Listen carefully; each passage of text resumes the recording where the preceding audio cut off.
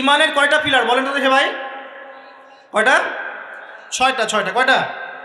আল্লাহ বিশ্বাস, ফেরেশতাগণে বিশ্বাস, নবী রসুলগণে বিশ্বাস, আসমানি কিতাব সমূহে বিশ্বাস, পরকালের জীবনে বিশ্বাস, তাকদীর বা ভাগ্যের ভালো মন্দে বিশ্বাস। এই ছয়টার মধ্যে শুধু কোরআন এবং মুহাম্মদ সাল্লাল্লাহু আলাইহি ওয়াসাল্লামকে বাদ দিয়ে আপনি কোনোটাই দেখেন না।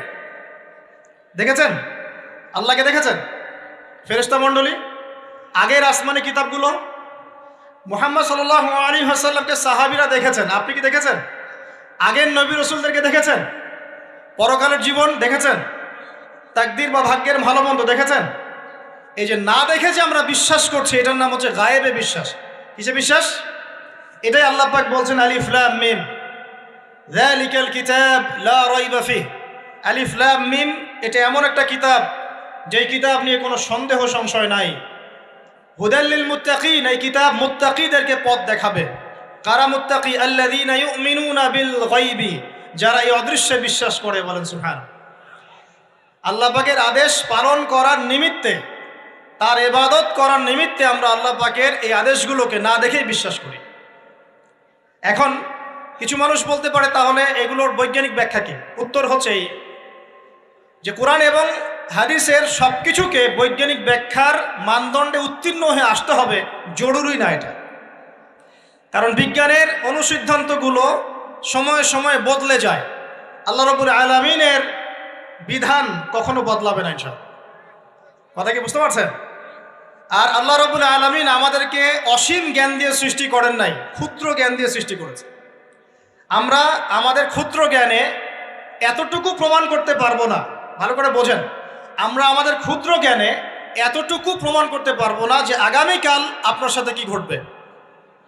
তো যে মানুষ তার সাথে আগামীকাল কি ঘটবে সেটাই বলতে পারছে না, সেই মানুষ কি আল্লাহ রাব্বুল আলামিনের এই মহাবিশ্বের অসীম জ্ঞানের অতল তলে ডুব দিতে পারবে? আমি বলছিলাম ইমানের 6 পিলার কি আপনি চোখে দেখেছেন? তারপরে বিশ্বাস করি কিনা ভাই? আচ্ছা, এখন আমরা এই জায়গায় ছিলাম যে আল্লাহ পাকের জ্ঞানটা অসীম। আল্লাহ পাকের জ্ঞান কি ভাই? আমি অসীমের একটা উদাহরণ দিয়ে বোঝাচ্ছি। মনে করেন এখানে আমরা যারা উপস্থিত আছি, আমরা সবাই জান্নাতে চলে গেলাম, মনে করেন, আল্লাহ কবুল করুন। জান্নাতে যাওয়ার পরে কি সময় শেষ হয়ে যাবে, না সময় আরো চলতে থাকবে? আচ্ছা, জান্নাতে যাওয়ার পরে 1 কোটি, 2 কোটি, 5 কোটি, 10 কোটি, 100 কোটি বছর পর এই জান্নাতীরা কি করবে, কি খাবে, কোথায় ঘুরবে, কোথায় ফিরবে, আল্লাহ রাব্বুল আলামিন এখনই সেটা জানেন। আলহামদুলিল্লাহ, বলেন আল্লাহু আকবার। আল্লাহকে চিনি একটু, আল্লাহ পাক এখনই সেটা জানেন, এই মুহূর্তে জানেন। যদি এখানে কোনো ভাই থাকেন, ফর এক্সাম্পল অমুক ভাইয়ের নাম আব্দুল্লাহ, এই ভাই মনে করেন জান্নাতে যাবেন ইনশাআল্লাহ, কথার কথা বলছে, কথার কথা। এখন তিনি জান্নাতে যাওয়ার 100 কোটি বছর পরে কোন হুরের সাথে কোথায় ঘুরে বেড়াবেন আল্লাহ পাক এখনই তা জানেন। আল্লাহ পাককে চিনতে শিখুন। আবার আমাদের মধ্যে আল্লাহ না করুক কেউ যদি জাহান্নামে যায়, সে ব্যক্তি জাহান্নামে যাওয়ার কোটি কোটি বছর পর কি আযাব ভোগ করবে আল্লাহ পাক এখনই এই মুহূর্তে সেটা জানেন। আলহামদুলিল্লাহ। এবং আগেও জানতেন। আল্লাহ পাকের কোনো শুরু নাই, আল্লাহ পাকের কোনো শেষ নাই। আল্লাহ পাকের কোনো শুরু নাই, আল্লাহ পাকের কোনো শেষ নাই। এমন নয় যে আল্লাহ পাক আমাদেরকে সৃষ্টি করে সৃষ্টিকর্তা হয়েছেন, রিজিক দাতা হয়েছেন, পালনকর্তা হয়েছেন, এমন নয়। সৃষ্টি করার আগে থেকেই আল্লাহ পাক সৃষ্টিকর্তা, পালনকর্তা, রিজিক দাতা সবকিছুই ছিলেন। বলেন আল্লাহু আকবার। আল্লাহ পাক একজন, তার কোনো শরীক নাই। আল্লাহ রাব্বুল আলামিনের জ্ঞান অসীম। এটার উদাহরণ হাদিসে দেওয়া হয়েছে এভাবে যে মুসা এবং খিদির আলাইহিস সালাম নৌকায় সফর করছেন, একটা পাখি এসে নদী থেকে 1 ফোঁটা পানি খেয়ে চলে গেল। তখন খিদির আলাইহিস সালাম বলছেন, হে মুসা, এই পাখিটা নদী থেকে যতটুকু পানি পান করতে পেরেছে, এই পানিটুকু হচ্ছে পুরো পৃথিবীর সমস্ত মাখলুকের জ্ঞান। আর এই পুরো নদীতে যত পানি আছে, এই সাগরে যত পানি আছে, এগুলো হলো আল্লাহ রাব্বুল আলামিনের জ্ঞান। আমি কি বুঝাতে পারছি ভাই? এখন সেই আল্লাহ রাব্বুল আলামিন যখন কোনো বিষয়কে সত্য বলবেন, সেটা সত্য কিনা আল্লাহ পাক এখন বলছেন, আমি জিন আর মানব জাতিকে শুধু আমার ইবাদত করার জন্য সৃষ্টি করেছি। তার মানে জিন সত্য কিনা? আচ্ছা, একটু বলে দেই, মানুষের মধ্যে যেমন ভালো মন্দ আছে, জিন জাতির মধ্যেও কি আছে? ভালো মন্দ আছে। দুষ্ট জিন মানুষের ক্ষতি করার চেষ্টা করে। কি করে ভাই? এবং দিন দিন কিন্তু এর প্রভাবটা বাড়ছে। তো এখান থেকে বাঁচার জন্যে কিছু প্রোটেকশন আগে বলে দেই, তারপর সামনে যাই। প্রত্যেক দিন সকালে এবং সন্ধ্যায় 3 বার করে সূরা ইখলাস পড়বেন। কুল হুয়াল্লাহু আহাদ, আল্লাহুস সামাদ, লাম ইয়ালিদ ওয়া লাম ইউলাদ ওয়া লাম ইয়াকুল লাহু কুফুয়ান আহাদ। সকালে সন্ধ্যায় কয়বার? 3 বার। আর 3 বার পড়বেন সূরা ফালাক, কুল আউযু বিরাব্বিল ফালাক, এই সূরা। আর 3 বার পড়বেন সূরা নাস, কুল আউযু বিরাব্বিন নাস। এটা প্রত্যেক ফরজ নামাজের পর একবার করে পড়বেন আয়াতুল কুরসি। আয়াতুল কুরসি কোন সূরা আছে? কত নাম্বার আয়াত? মাশাআল্লাহ, 255। আল্লাহু লা ইলাহা ইল্লা হুয়াল হাইয়ুল কাইয়্যুম, এখান থেকে শেষ পর্যন্ত। আর কি করবেন? রাতের বেলা ঘুমানোর সময় পড়বেন সূরাতুল বাকারা এর শেষের 2টা বা 3টা আয়াত। লিল্লাহি মা ফিস সামাওয়াতি ওয়া মা ফিল আরদ, এখান থেকে ফানসুরনা আলাল কওমিল কাফিরিন পর্যন্ত। নবী সাল্লাল্লাহু আলাইহি ওয়াসাল্লাম বলেছেন, রাতের বেলা কেউ যদি সূরা বাকারার শেষের এই 2টা 3টা আয়াত পড়ে ঘুমায়, সারা রাত আপনি যদি ইবাদতে থাকতেন যে নেকি পেতেন, এটা পড়ে ঘুমানোর ফলে সেই নেকি পাবেন ইনশাআল্লাহ। এখন বলেন দেখি, কতজনের সূরা বাকারার শেষের 3টা আয়াত মুখস্থ আছে? মাশাআল্লাহ।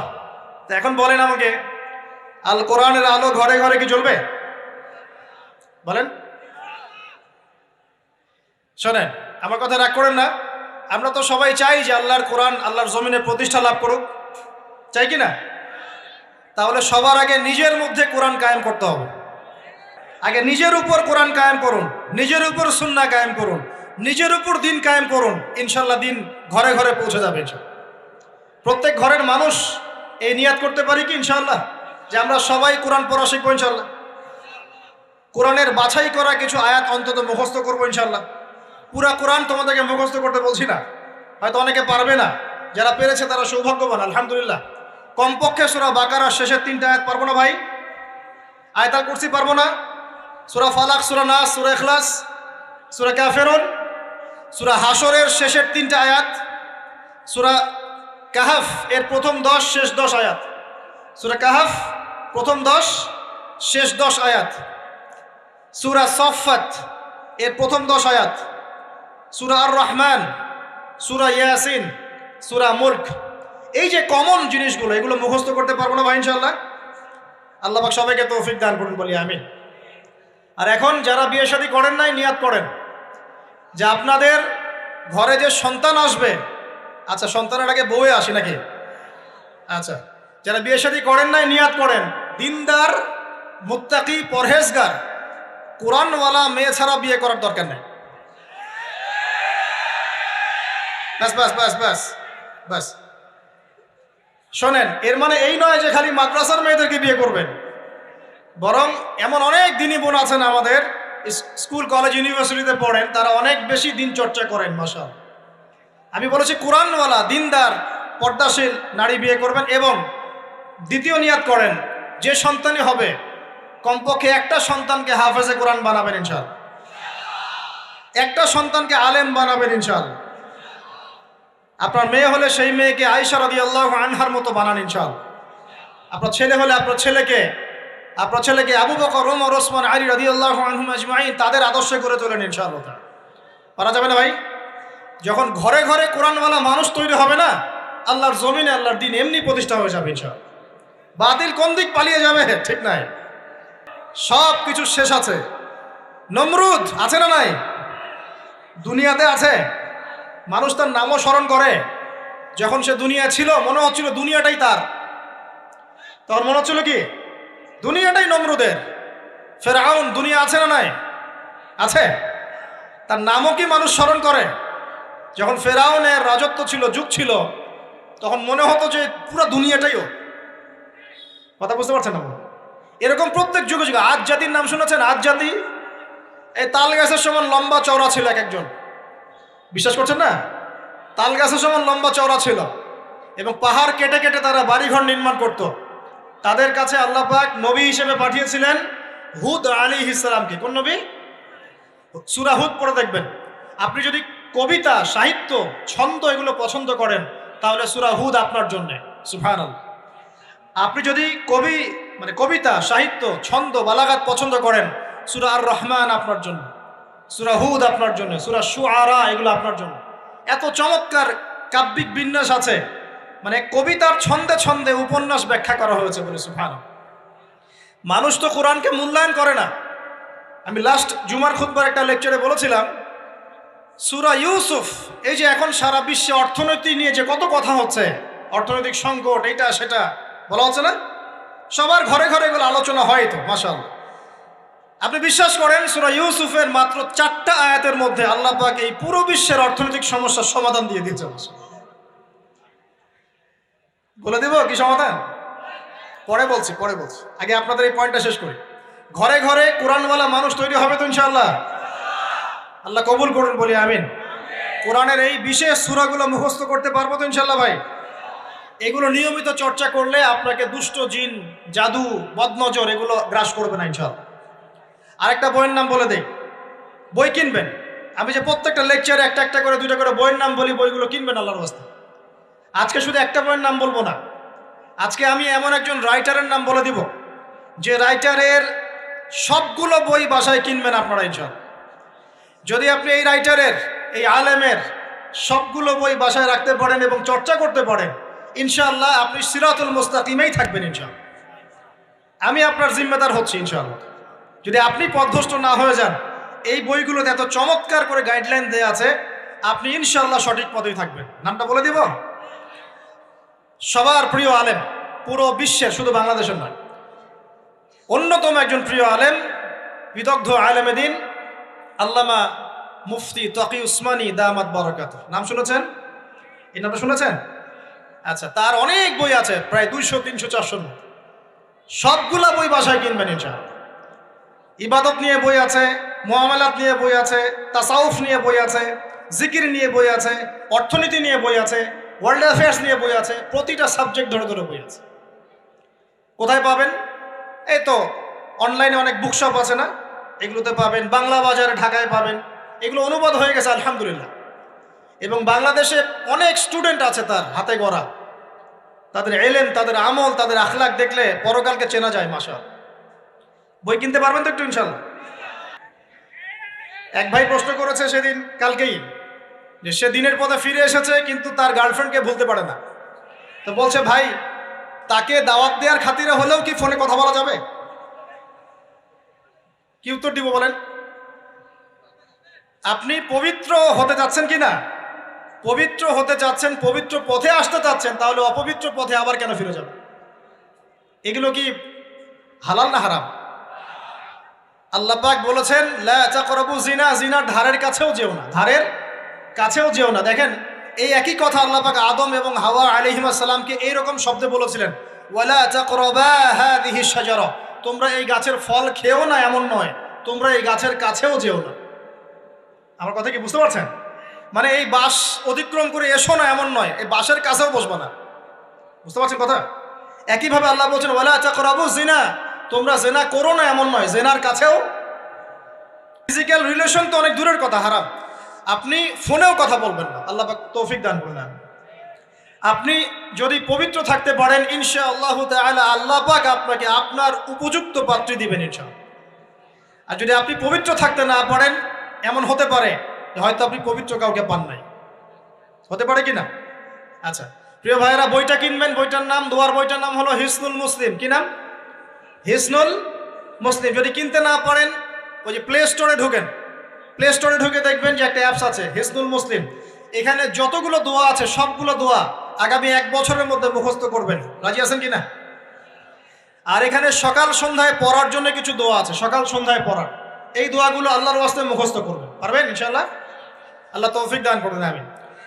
আর একটা আমল বলে দিব, তারপর সামনে যাব। সেটা হলো 5 ওয়াক্ত নামাজ তো পড়েন মাশাআল্লাহ, নাকি? কারা কারা নামাজ 5 ওয়াক্ত পড়েন হাত তোলেন দেখি। আলহামদুলিল্লাহ, মাশাআল্লাহ, হাত নামান। আর যারা নামাজ পড়েন না তাদেরকে আমি একটা হাদিস শোনাবো, একটা হাদিস শুনবেন। নবী সাল্লাল্লাহু আলাইহি ওয়াসাল্লাম বলেছেন, قال النبي صلى الله عليه وسلم بين العبد وبين الكفر والشرك ترك الصلاة। আল্লাহ পাকের বান্দা আর একজন কাফের মুশরিকের মধ্যে পার্থক্যই হচ্ছে নামাজ। আল্লাহ পাকের বান্দা মানে মুমিন মুসলিম এবং একজন কাফের মুশরিকের মধ্যে পার্থক্য কি? মান তারাকা সালাতান মুতাআম্মিদান ফাকাদ বারিয়াত মিন যিম্মাতিল্লাহ।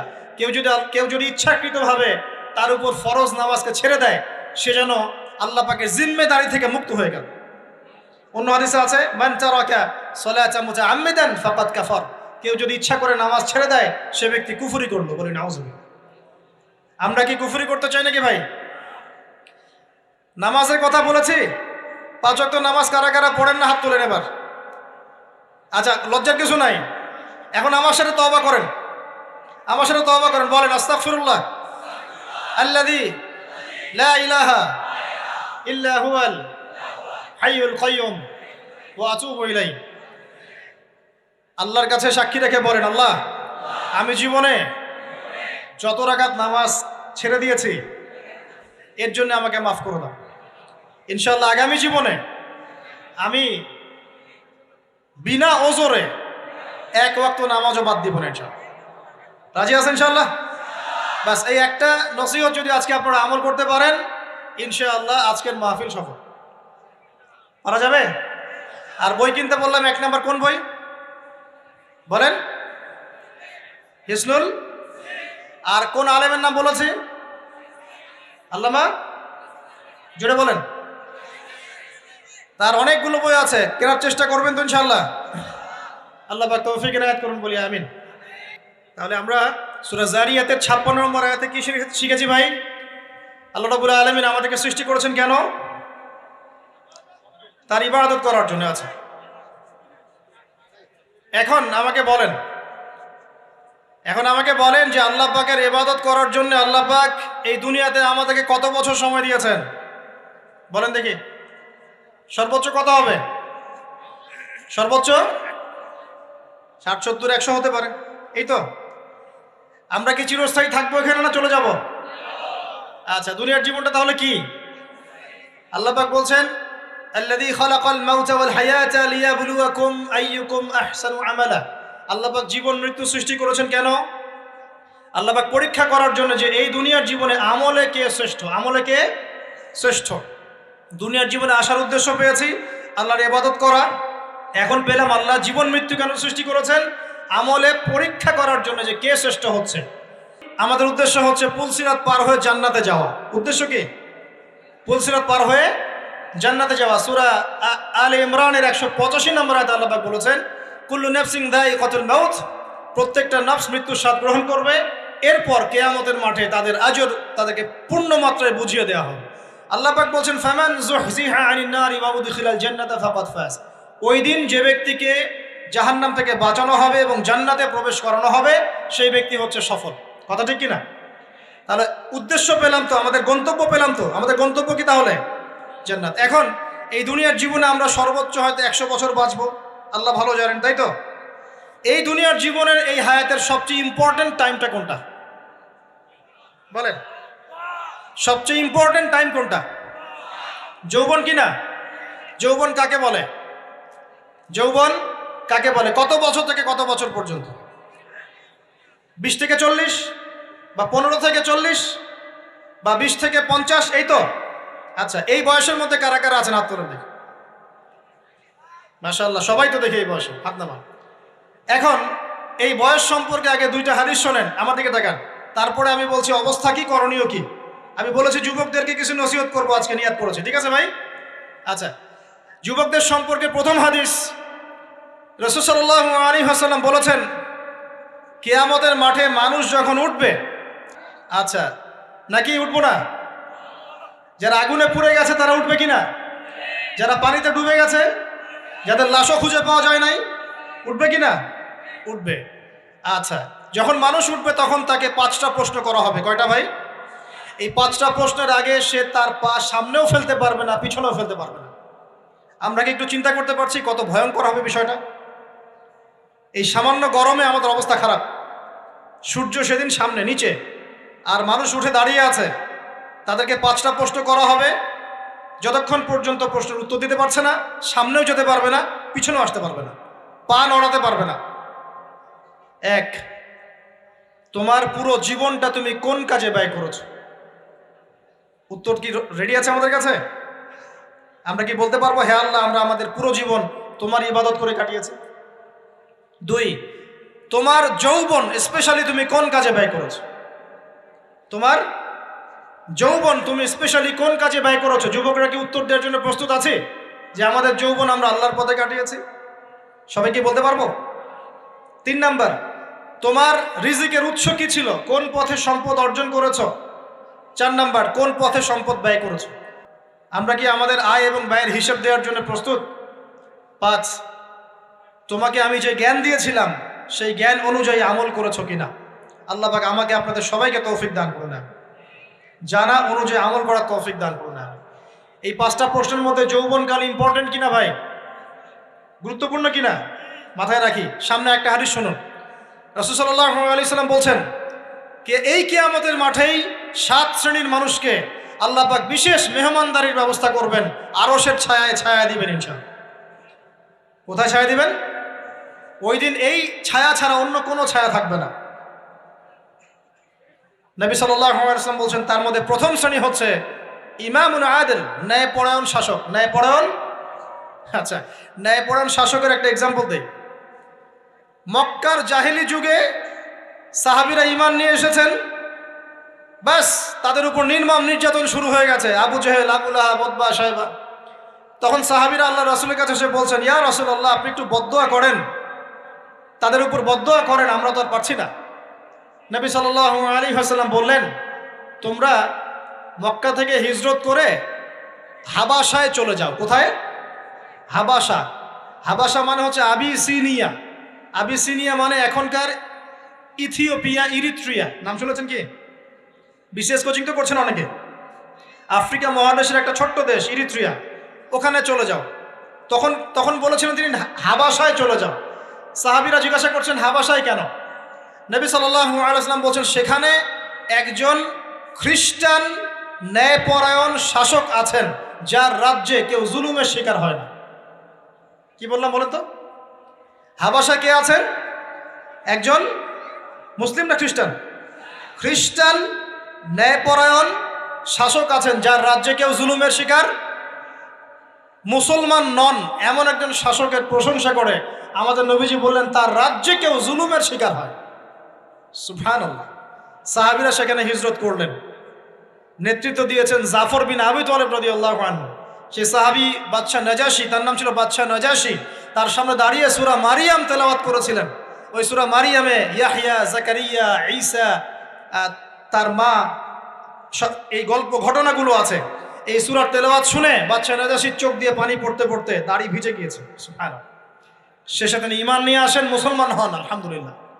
আমাদের নবীজি তার জানাজার নামাজ পড়েছিলেন, আমাদের নবীজি তার গায়েবানা জানাজার নামাজও পড়েছেন, বলেন সুবহানাল্লাহ।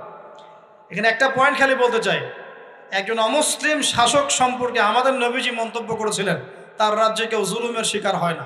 আর আজকের দিনে সারা বিশ্বের কোনো কোনো ক্ষেত্রে মুসলিম শাসকদের ব্যাপারেও এই কথা বলা যায় না যে তার রাজ্যে কেউ জুলুমের শিকার হয়।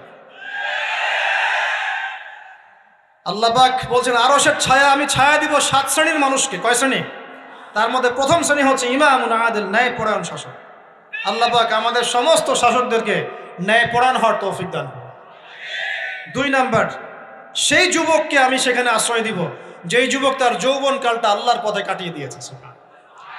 এবার কি হাদিসটা আপনি পেয়েছেন? এর আগের হাদিস কি শুনলেন? পা নড়াতে পারবেন না যতক্ষণ পর্যন্ত এই প্রশ্নের উত্তর না দিচ্ছেন যৌবনকাল কোন পথে ব্যয় করেছেন। এখন যদি আল্লাহর পথে ব্যয় করেন তাহলে আরশের ছায়া ছায়া পাচ্ছেন, আলহামদুলিল্লাহ। বাকিগুলো কারা কারা একটু বলে দেই। 3 নাম্বার হচ্ছে সেই ব্যক্তি যে একজন আরেকজনকে মহব্বত করে, এক ব্যক্তি আরেক ব্যক্তিকে মহব্বত করে শুধুমাত্র আল্লাহর সন্তুষ্টির জন্য। কথা কি বুঝতে পারছেন? এই মহব্বত আবার এই ছেলে মেয়ের ফ্রি মিক্সিং না। কথা বুঝতে পারেনি? দিনের খাতিরে মহব্বত, আল্লাহর জন্য মহব্বত, আল্লাহর জন্য। এখানে 4 নাম্বার এমন ব্যক্তি যে এত গোপনে দান করে যে তার বাম হাত জানে না ডান হাত কি দান করেছে। আমরা তো এখন 1 টাকা দান করলে 100 টাকা ফুটাই। ফেসবুক আছে, মারাত্মক একটা জিনিস ফেসবুক, মানে এটা মানুষকে আর মানুষ রাখে না। যে ব্যক্তি ফেসবুকে আসক্ত তার সাথে কথাবার্তা বলা, লেনদেন, চলাফেরা খুব ডিফিকাল্ট।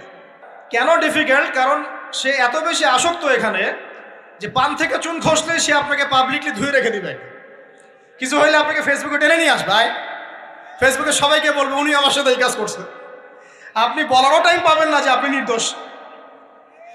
তো খুব মুশকিল না এগুলা, আল্লাহ মাফ করুক আমাদেরকে।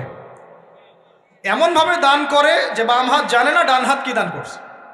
5 নম্বর এমন ব্যক্তি, এটাও যুবক, যাকে কোনো সুন্দরী নারী আহ্বান করছে জিনার জন্যে, সুন্দরী উচ্চ বংশের নারী, যে আসো আমার সাথে জেনা করো, ওই যে ইউসুফ আলাইহিস সালামের মতো, মনে আছে ইউসুফ আলাইহিস সালামের ঘটনা মনে আছে? আচ্ছা, কিন্তু সেই যুবক বলে, সেই ব্যক্তি বলে ইন্নী আখাফুল্লাহ, আমি আল্লাহকে ভয় করি, আমি তোমার সাথে খারাপ কাজ করতে পারবো। এরকম ছেলে এবং এরকম মেয়ে এখন সমাজে খুঁজে পাওয়া যায়? হাতে গোনা, হাতে গোনা। আপনি অনলাইন ঘাটাঘাটি করেন, গুগল করেন, ক্রস চেক করেন, দেখবেন বাংলাদেশের 25 বছরের কম বয়সী ছেলে আর মেয়েদের জেনার হার কত আপনি বের করে দেন। 25 বছরের কম যে যুব সমাজ আমাদের সামনে আছে, তাদের মধ্যে কত % যুবক এখন পর্যন্ত ফিজিক্যাল সম্পর্ক করেনি কারোর সাথে, আপনি খুঁজে বের করতে পারেন। শুধু ছেলেদের ক্ষেত্রে এটা নয়, মেয়েদের ক্ষেত্রেও আছে। এই যে অনার্স লাইফ পার করার আগেই বহু মেয়ে সতীত্ব নষ্ট করে ফেলছে, বহু ছেলে সতীত্ব নষ্ট করে ফেলছে। কথাগুলো কি রাগ করছেন? আমি আপনাদের ভাই এবং আমি আপনাদেরকে মহব্বত করি। আমরা জেনার পথে যাব না, আমরা হালাল সম্পর্কে থাকবো ইনশাআল্লাহ। যখন আপনি জেনায় চলে যাবেন, আপনার কলব থেকে আল্লাহর নূর নষ্ট হয়ে যাবে। এটা এমন একটা পাপ যেটা করার পর মানুষ আল্লাহর সামনে মাথা তুলে দাঁড়াতে পারে না, লজ্জায় চোখ নেমে যায়, ইবাদতে স্বাদ পায় না। যখন হারাম সম্পর্কে, ফ্রি মিক্সিং, এগুলোতে মানুষ থাকে, ইবাদতে মানুষ স্বাদ পায় না। দিনের পর দিন ইবাদত করে মনোযোগ আসে না, মন লাগে না, চোখ দিয়ে একটু পানি বের হয় না, আল্লাহর জন্য কাঁদতে পারে না, কারণ মনের মধ্যে তো নূর নাই। আর যখন একটা মেয়ে বেপরদায় থাকে, অনেক ইবাদত করলেও তার এই বেপরদায় থাকার কারণে সমাজের বহু মানুষের চোখের জেনা হয়ে যায়। এতে করে ওই সব মানুষের পাপের ফল এই মেয়েটাকে ভোগ করতে হয়, এবং মানুষের চোখের বদনজর লাগে, ওই মেয়ে অসুস্থ হয়ে পড়ে মানসিকভাবে, শারীরিকভাবে। আমি আমাদের যুবক ভাই এবং যুবতীদের বোনদেরকে রিকোয়েস্ট করব, আল্লাহর ওয়াস্তে চরিত্রটাকে পবিত্র রাখার চেষ্টা করুন। আল্লাহ পাক তৌফিক দান করুন। এই যুবককে আল্লাহ পাক আরশের ছায়া দিবেন, যে একটা মেয়েকে পেয়েও আল্লাহর ভয় তাকে ভোগ করে নাই।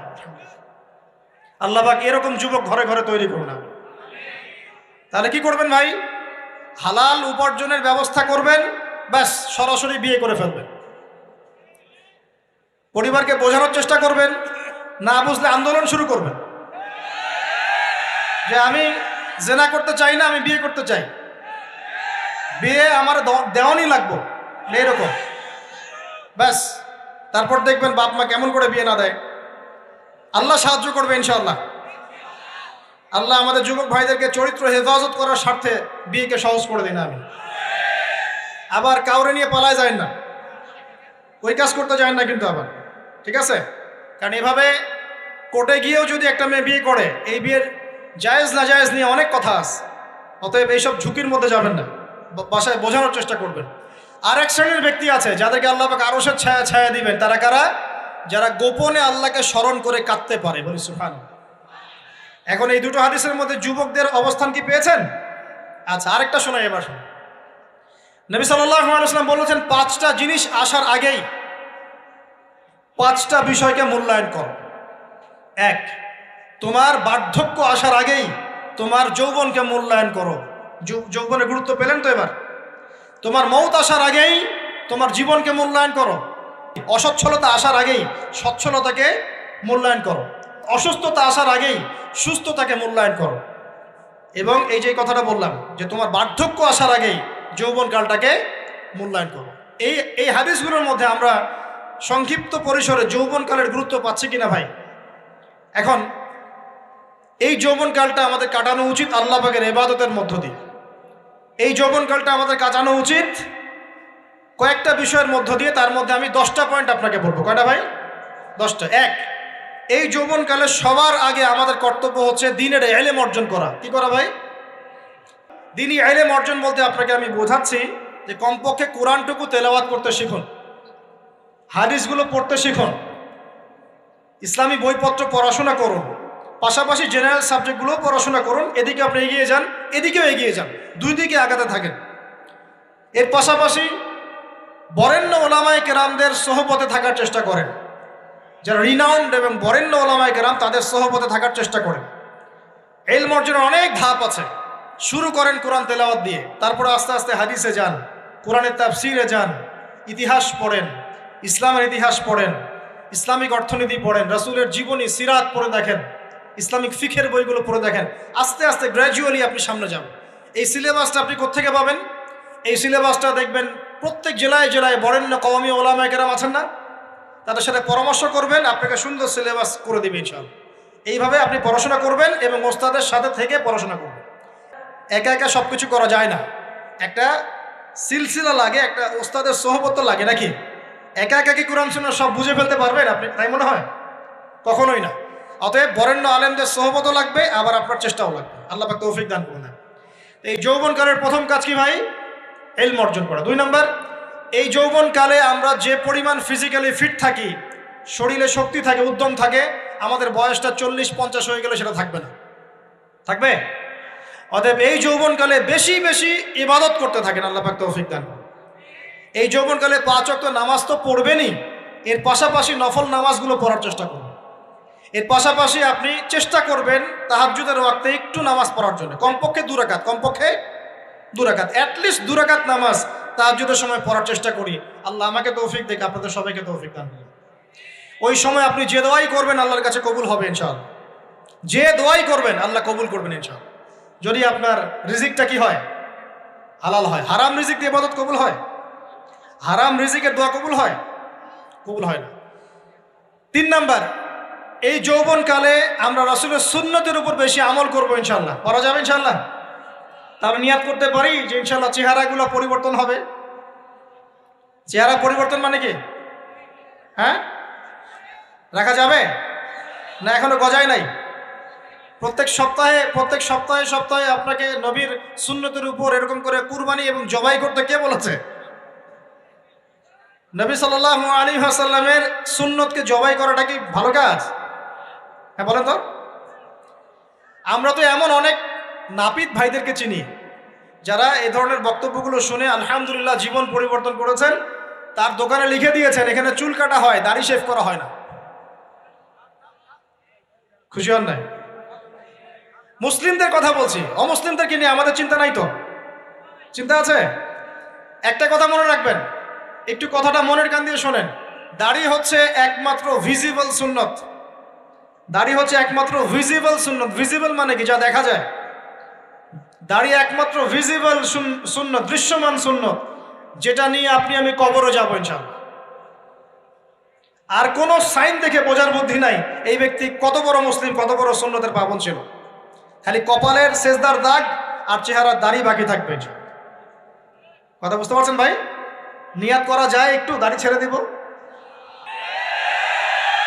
আর দাড়ি রাখলে যে চাকরি আপনাকে ছাড়তে হয় ওই চাকরিও করার দরকার নেই। চাকরির মধ্যে সব রিজিক আপনার মনে হয়? রিজিকের সবচেয়ে বড় অংশ আছে কিসের মধ্যে? বিজনেসের মধ্যে। যারা বিজনেস করে তাদের আন্ডারেই লক্ষ লক্ষ মানুষ চাকরি করে। বাংলাদেশে যে ইকোনমিক সিস্টেম, এই ইকোনমিক সিস্টেমের মূলে কারা জানেন? ব্যবসায়ীরা। কারা? বড় বড় ব্যবসায়ীরা। এমন অনেক ব্যবসায়ী আছেন যাদের একজনের জাকাতের টাকা দিয়ে একটা গ্রামের মানুষকে খাওয়ানো যায়। বিশ্বাস করছেন না? ইকোনমিক তো আমার সাবজেক্ট, আমরা পড়েছি এগুলো, পড়াশোনা করেন দেখেন। বিজনেস, এরপরে আছে ক্রিয়েটিভ কোনো প্রজেক্ট, এমন কোনো প্রজেক্ট যেটা এখন পর্যন্ত কেউ লঞ্চ করে নাই। এখন অনলাইনে অনেকে আয় করেন না, আজকে থেকে 20 বছর আগে মানুষ এটা করেছিল। এখন অনেক মানুষ বাহির থেকে পড়াশোনা করে দেশে এসে এই যে ডেইরি প্রজেক্ট করছে, পোলট্রি করছে, নতুন নতুন অনেক প্রজেক্ট করছে না? কৃষিভিত্তিক অনেক কাজ করছে। তারা কি সচ্ছল না? আমি একজন ভাইয়ের কথা জানি যিনি আলহামদুলিল্লাহ আল্লাহর এই অধম বান্দার ওয়াজ শুনে সুদের চাকরি ছেড়ে দিয়েছিলেন। চাকরি ছেড়ে দিয়ে তিনি চায়ের বিজনেস শুরু করে, চায়ের বিজনেস। তো ইদানিং জানলাম তিনি এখন মানুষকে টাকা ধার দেন। মাশাআল্লাহ, তিনি এখন মানুষকে টাকা ধার দেন চায়ের ব্যবসা করেই। আর আমাকে তো এখনো মানুষের কাছে হাত পাততে হচ্ছে। কথা বুঝতে পারেন নাই? আল্লাহ পাক তাকে সুদ ছেড়ে দেওয়ার জন্য সচ্ছল করে দিয়েছেন। এই ওসিলা দিয়েই তিনি সচ্ছল হয়েছেন আলহামদুলিল্লাহ। রিজিক কার হাতে? এটা বিশ্বাস করেন, রিজিক আল্লাহর হাতেই। আল্লাহ পাক চাইলে আপনাকে বেহিসাব রিজিক দেবেন ইনশাআল্লাহ।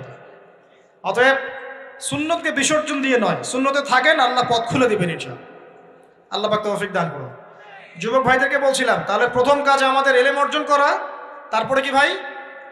নামাজের পাবন্দ হওয়া, আর নামাজ ফরজের পাশাপাশি নফলগুলোও চর্চা করা। 3 নম্বর বলেছি রাসূলের সুন্নতের উপর একদম ইস্তেকামা, দৃঢ়ভাবে আমল করা। আর সুন্নত শিখতে হলেই তো 3 দিনের জন্য বেরিয়ে যান, 7 দিনের জন্য, 40 দিনের জন্য বেরিয়ে যান। সুন্নত শিখিয়ে আপনাকে বাসায় পাঠাই দেবে ইনশাআল্লাহ। পড়াবে না? অনেক মানুষ মনে করে যে তাদের ওখানে গেলে আমার আকীদা নষ্ট হয়ে যাবে, হ্যাঁ তাই না? তারা বিভ্রান্ত, হ্যাঁ নাউজুবিল্লাহ। স্বপ্নে পাওয়া ধর্ম, অনেকে টিটকারি মারে, স্বপ্নে পাওয়া ধর্ম। এইসব ব্যঙ্গের ছাতার মতো আদর্শের দিকে মুখ ফিরাবেন না। মাকবুল জামা, যেগুলো মাকবুল জামা, ক্লাসিক্যাল ইসলামের মধ্যে থাকেন, আপনি বিভ্রান্ত হবেন না। তারা আপনাকে কখনো খারাপ কাজে আদেশ করেছে? কত চোর ডাকাত মদখোর মানুষ সেখানে গিয়ে 5 ওয়াক্ত নামাজি হয়ে গেছে, সুদের ব্যবসা ছেড়ে দিয়েছে, মাদক ছেড়ে দিয়েছে, আল্লাহর ওলি হয়ে গেছে আলহামদুলিল্লাহ। তো আপনাকে তারা সুন্নত শিখিয়ে বাসায় পাঠিয়ে দিবে। এছাড়া আপনি অন্যভাবে শিখতে চলে শিখবেন, সমস্যা কি? যদি মাদ্রাসায় পড়ার তৌফিক থাকে তাহলে পড়বেন। সবাই কি মাদ্রাসায় পড়ার তৌফিক পাবে? পাবে না। নিঃসন্দেহে কিছু মানুষ তৌফিক পাবে, কিছু মানুষ হয়তো পাবে না। যারা পাবে না তারা দিন শিখবে কিভাবে? এভাবেই তো শিখবে। 4 নম্বর ভাই, যৌবনকালে আমরা আমাদের সময়গুলোকে মূল্যায়ন করবো ইনশাআল্লাহ। কথা বুঝতে পারছি ভাই? সময় মূল্যায়ন কেমন? আপনার দিন রাতের একটা রুটিন থাকবে, এলোমেলো লাইফ লিড করবেন না। এই যে আমরা, আল্লাহ মাফ করুক, আমরা এখন 3টায় 2টায় 4টায় ঘুমাই, 12টা 1টা 2টায় উঠি, নাউজুবিল্লাহ। এতে করে কি আমাদের রুটিন লাইফটা ঠিক আছে? আমাদের খাওয়ার ঠিক নাই, আমাদের ঘুমের ঠিক নাই, আমাদের মানে খাবারের যে অভ্যাস, খাদ্যাভ্যাসে ঠিক নাই। আমরা একটু খেলাধুলা আগে করতাম, সেটাও এখন করি না। সারাদিন ফোন নিয়ে বসে থাকি, আর এই যে ইউটিউব ফেসবুকে বসে থাকি। গোল হয়ে বসে লুডো খেলে, গোল হয়ে কি করে? লুডো খেলে, অনলাইনে গেমস খেলে, অনলাইনে পাবজি খেলে, ফ্রি ফায়ার খেলে। আগে তো তাও ছেলে পেলে একটু ফুটবল খেলতো, ক্রিকেট খেলতো, আমরাও তো খেলেছি। ওই সময় তাও আলহামদুলিল্লাহ আমাদের ফিজিক্যাল ফিটনেস অনেক ভালো ছিল। এখন ওগুলো বাদ দিয়ে যে মানুষ পর্নোগ্রাফি দেখছে, লুডো খেলছে, পাবজি খেলছে, ফ্রি ফায়ার খেলছে, সারাদিন অনলাইনে বসে অথর্বর মধ্যে বসে আছে, এটা কি ভালো হচ্ছে? এজন্য অ্যাটলিস্ট ফজরের নামাজ পড়ে জিকির আজগার করে পড়াশোনা করে আধা ঘন্টা 1 ঘন্টা একটু খেলাধুলা করলে কি সমস্যা? একটু ফুটবল খেলেন, দৌড়াদৌড়ি করেন, জগিং করেন, একটু ব্যায়াম করেন। আল্লাহ পাক আপনাদের যৌবনে বরকত দান করুন, আমিন। এই নিয়মতান্ত্রিক আমার জীবনে একটা রুটিন থাকবে, এই রুটিনের বাইরে যাব না। পড়াশোনার রুটিন থাকবে, খেলার বা এক্সারসাইজ রুটিন থাকবে, খাওয়া দাওয়ার রুটিন থাকবে, দাওয়ার রুটিন থাকবে, আমি আলেম ওলামাদের কাছে যাব, এই রুটিন থাকবে। একটা রুটিন লাইফ লিড করবেন, এলোমেলো জীবনযাপন করবেন না। আল্লাহ পাক আমাকে তৌফিক দান করুন, আপনাদের সবাইকে তৌফিক দান করুন। কয়টা বলেছি ভাই? বলেন। 6 নাম্বার, যৌবনকালে সবচেয়ে বেশি বেঁচে থাকবো নারীর ফিতনা থেকে। কি থেকে ভাই? যৌবনকালে সবচেয়ে বেশি বেঁচে থাকবো কি থেকে? একটা হাদিস বলি, নবী সাল্লাল্লাহু আলাইহি ওয়াসাল্লাম বলেছেন, মা তারাকতু বা'দি ফিতনাতান আদাররু আলা রিজালি মিনান নিসা। আমি আমার পরে, নবীজি বলছেন, আমি আমার পরে পুরুষদের জন্য নারীদের চেয়ে ভয়ঙ্কর কোনো ফিতনা রেখে যাই নাই। আপনি একটু অনেস্টলি বলেন তো দেখি, যে আমরা যারা পর্নোগ্রাফিতে টুকটাক আসক্ত বা এ ধরনের অনলাইনে বা অফলাইনে এ ধরনের হারাম সম্পর্কের সাথে আছি, মন থেকে কি আপনি ফিল করেন যে আল্লাহ আপনার সাথে আছেন? বলেন তো দেখি, অনেস্টলি বলেন। আপনি যখন নামাজ পড়ে বাসায় ফিরে যান, ফিরে যেতে যেতে যদি আপনার চোখে খারাপ কিছু পড়ে, আপনার মনের নূরটা নষ্ট হয়, আপনি বুঝতে পারেন না? বুঝতে পারেন না? যখন আপনি এরকম হারাম কোনো সম্পর্কে আছেন, নাউজুবিল্লাহ, আপনার মনটা যে শক্ত হয়ে গেছে, আপনি বুঝতে পারেন না? আল্লাহর ওয়াস্তে নারী জাতির ফিতনা থেকে সর্বোচ্চ দূরত্ব অবলম্বন করবেন। আল্লাহ পাক তৌফিক দান করুন। কি করব তাহলে আমরা? ওই যে বলেছি, হালাল সম্পর্ক করতে পারলে হালাল, যদি করতে না পারি সবর করবেন। কি করবেন? সবর করবেন, ভালো কাজে ব্যস্ত থাকবেন, বেশি বেশি রোজা রাখবেন। কি করবেন? বেশি বেশি রোজা রাখবেন। সোমবারে রোজা রাখবেন, বৃহস্পতিবারে রোজা রাখবেন। এভাবে আপনি আপনার জীবনটা গুছিয়ে নেন, আল্লাহ পাক প্রবৃত্তিকে নিয়ন্ত্রণ করার ক্ষমতা দিবেন ইনশাআল্লাহ। 7 নাম্বারটা হচ্ছে, এই সমাজ আপনাকে যেভাবে শেখায়, কিভাবে শেখায়? এই যে স্কুল, কলেজ, ইউনিভার্সিটি, চাকরি, বিয়ে, সন্তান প্রতিপালন, আর তারপর ইন্না লিল্লাহি ওয়া ইন্না ইলাইহি রাজিউন, এই তো শেখায় নাকি? সবসময় মনে রাখবেন যে আল্লাহ রাব্বুল আলামিনের পরিকল্পনাই আপনার উপরে সবচেয়ে বেশি অগ্রাধিকার যোগ্য, সমাজের পরিকল্পনা নয়। পরিবার আপনাকে চাপ দিচ্ছে, চাকরি পাস না, পড়াশোনা করিস না, হ্যাঁ পড়াশোনায় কেন তুই 80 নম্বর পাইলি না, কেন চান্স পেলি না, কবে চাকরি পাবি, কবে আমাদেরকে দেখবি, খাওয়াবি, পড়াবি, এই যে চাপগুলো চারপাশ থেকে আসে কিনা? অনেক যুবক দেখা যায় মাদকাসক্ত হয়, অনেকে দেখা যায় আত্মহত্যা করছে ইদানিং, করছে কিনা ভাই? এই শব্দটা থেকে আমি এই পয়েন্টটা আজকে লিখেছিলাম যে ভুলেও আল্লাহর প্রতি বিশ্বাস এবং তাওয়াক্কুল হারাবেন না। সমাজ যেভাবে শেখায়, সমাজ চারপাশে যে চাপ আপনাকে দিচ্ছে, এই চাপে নিজে গা ভাসিয়ে দিবেন না। আপনি আল্লাহর কাছে দোয়া করবেন, আল্লাহর কাছে পথ চেয়ে নেবেন এবং আল্লাহর প্রতি তাওয়াক্কুল ভরসা করবেন। কখনো আত্মহত্যার পথ বেছে নেবেন। কি হয়েছে? 80 নম্বর পান নাই তো কি হয়েছে? আপনি চেষ্টা করেছেন কিন্তু চান্স পান নাই তো কি হয়েছে? চেষ্টা তো করেছেন আপনি চেষ্টা করেছেন ইউনিভার্সিটিতে চান্সের জন্য, আপনি চান্স পাই নাই, চেষ্টা করেছেন না আপনি? বাস, চেষ্টা করেছেন, পাই নাই, তাকদিরে ছিল পাই নাই, বাস। আমি আমার চেষ্টা করেছি। কখনোই আত্মহত্যার পথ বেছে নেবেন না। আর আমরা পিতা মাতাদেরকে রিকোয়েস্ট করব, কোনো অবস্থাতেই সন্তানকে এত বেশি চাপ দিবেন না যে সন্তানটার এই কোমরটাই ভেঙে চলে। এই সমস্যাগুলো দিন দিন বাড়ছে সমাজের মধ্যে। কেন এত চাপ দিচ্ছেন? তার প্রতিভা কোথায় খুঁজে বের করুন। তাকে জোর করে কেন টেনে লম্বা করার চেষ্টা করছেন? আমাদের সমাজে বাচ্চা হয়ে গেলেই তার পিঠে একটা সিল মেরে দেয়, হয় ডাক্তার না হলে ইঞ্জিনিয়ার। কেন? এর বাইরে কোনো প্রফেশন নাই। আমার সন্তানকে হয় ঢাকা বিশ্ববিদ্যালয়ে চান্স পেতে হবে, না হলে বুয়েটে, না হলে এখানে। এর বাইরে আর কোথাও পড়ারই জায়গা নাই। আর এখানে পড়লেই আমার সে ছেলে বা আমার মেয়ে একদম সবচেয়ে বড় জ্ঞানী হবে, অন্য কোনোভাবে হবে না, এটা গ্যারান্টি দেওয়া আছে? যারা সভ্যতা বিনির্মাণ করেছেন তারা কয়জন বড় বড় ডিগ্রি সার্টিফিকেট পেয়েছেন খুঁজে বের করে দেখেন, খুঁজে বের করে। আমরা ফিলোসফির মধ্যে যে ফিলোসফারদের হিস্ট্রি পড়েছিলাম, তাদের মধ্যে বেশিরভাগই দেখা যায় স্কুলেও যায় নাই, কলেজেও যায়। আছে না এমন? আছে। আমি বলছি না আপনারা যাবেন না, আমি বলছি জ্ঞানের মানদণ্ড এটাই নয় যে আমার সার্টিফিকেট অর্জিত হয়েছে। সার্টিফিকেটটাই জ্ঞানের মানদণ্ড নয় তো। হ্যাঁ, প্রতিযোগিতার একটা জগৎ আছে, আমাকে সে জগৎ উতরাতে হবে। আপনি চেষ্টা করবেন, যদি না হয় তাকদিরাল ছিল, হয় নাই, বাস হয় না। আমাকে আল্লাহ পাঠিয়েছেন তার ইবাদত করার জন্যে, এখানে আত্মহত্যা করার জন্য আল্লাহ আমাকে পাঠান নাই। আমার জীবন যদি দিতেই হয় তাহলে আল্লাহর জন্য দিব ইনশাআল্লাহ। ঠিক আছে কথা? ব্যাস, দুনিয়ার জন্য নয়। আল্লাহ পাক বোঝার তৌফিক দান করুন। কটা বললাম? 7টা না 8টা? 7টা। 8 নাম্বারটা ইম্পর্টেন্ট এবং এটা আপনাদের জন্য মজাদার। এটা হচ্ছে দিনের পথে চলার ক্ষেত্রে আপনি অনেক রকম মতবাদ পাবেন সামনে। কেউ বলবে আমারটা সঠিক, কেউ বলবে না ওরটা নয়, আমারটা সঠিক, কেউ বলবে না আমার দলটা সঠিক, কেউ বলবে না ওর সংগঠন সঠিক। এগুলো আপনার কান ভারী করে ফেলবে একদম। তখন মনে হবে যে আগেই ভালো ছিলাম রে ভাই, নামাজ পড়তাম না, এখন নামাজ পড়া শুরু করে দেখলাম যে আরে হাতটা বাঁধবো কোথায়, এটাই তো ফিক্স করতে পারতেছি না। এখন আমার কিছু তো অভিজ্ঞতা আছে ভাই, নাকি ভাই?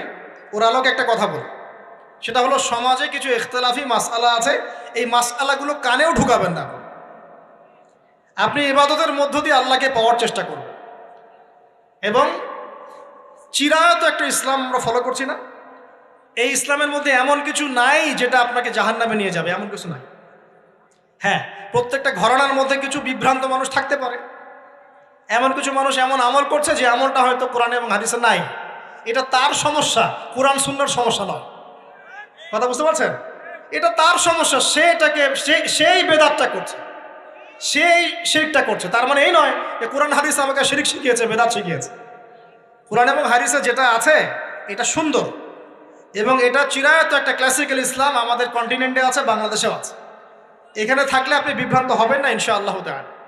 বরেণ্য ওলামায়ে কেরামদের কাছে গিয়ে অন্তত একজন হকপন্থী আলেমের সাথে পরামর্শ করে আপনি আমল করার চেষ্টা করুন। আর যে বিষয়গুলো নিয়ে ইখতিলাফ আছে এগুলো নিয়ে সমাজে মতপার্থক্য সৃষ্টি করে সমাজটাকে বিভক্ত করতে যায় না। আল্লাহর ওয়াস্তে মসজিদ ভাগ করতে যায় না, সমাজকে ভাগ করতে যায় না। জাতিগত ঐক্যটা রক্ষা করেন, আল্লাহ পাক বোঝার তৌফিক দান। আর যদি মানুষের মধ্যে খারাপ কিছু দেখি, ওই খারাপ কিছু বিষয়টা আমি এড়িয়ে যাবো ইনশাআল্লাহ। আর কোনটা ভালো কোনটা খারাপ আমি বুঝবো কিভাবে?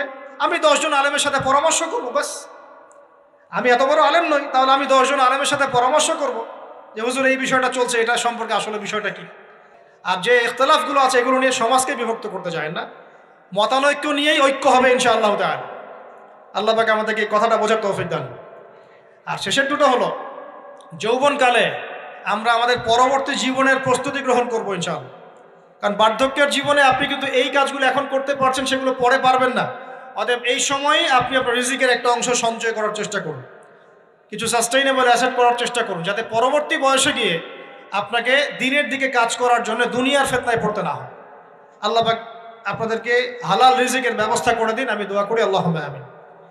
আর সবশেষ যেটা বলতে চাচ্ছিলাম, দেখুন যৌবনকালে আমরা যা করতে পারবো অন্য সময় পারি না, তাই এই যৌবনেই ইলম অর্জন করে আল্লাহ পাকের দিনের এই দাওয়াতের মেহনত আমরা শহরে শহরে, গ্রামে গঞ্জে, জেলায় উপজেলায়, প্রত্যন্ত অঞ্চলে সমস্ত জায়গায় পৌঁছে দেবো ইনশাআল্লাহ। যৌবনকালে আমরা বেশি বেশি দাওয়াতি কাজ করার চেষ্টা করবো, আল্লাহ পাক তৌফিক দান করুন। যতটুকু জানেন, আপনি এতটুকু জানেন না যে নামাজ পড়তে হয় 5 ওয়াক্ত, তাহলে নিজে পড়েন, মানুষকে নামাজের দাওয়াত দেন। আপনি এতটুকু জানেন না যে ভাই সুদ খাওয়া হারাম, জানেন কি না ভাই? ব্যাস আপনি মানুষকে বলেন যে ভাই হালাল খাই, সুদ না খাই। আপনি এতটুকু জানেন না যে জেনা করা হারাম, বাস আপনি আপনার বন্ধুকে দাওয়াত দেন, ভাই জেনার দিকে যাস না এবং হারাম অ্যাফেয়ার্সে যাস না। যতটুকু জানেন অতটুকু মানুষের কাছে পৌঁছে দেন, আল্লাহ পাক তৌফিক দান করুন। যুবক ভাইদেরকে আমি এই 10টা নসিহত করলাম আজকে, এই নসিহতগুলো একটু মেনে চলেন, যৌবনটা সুন্দর হবে ইনশাআল্লাহ।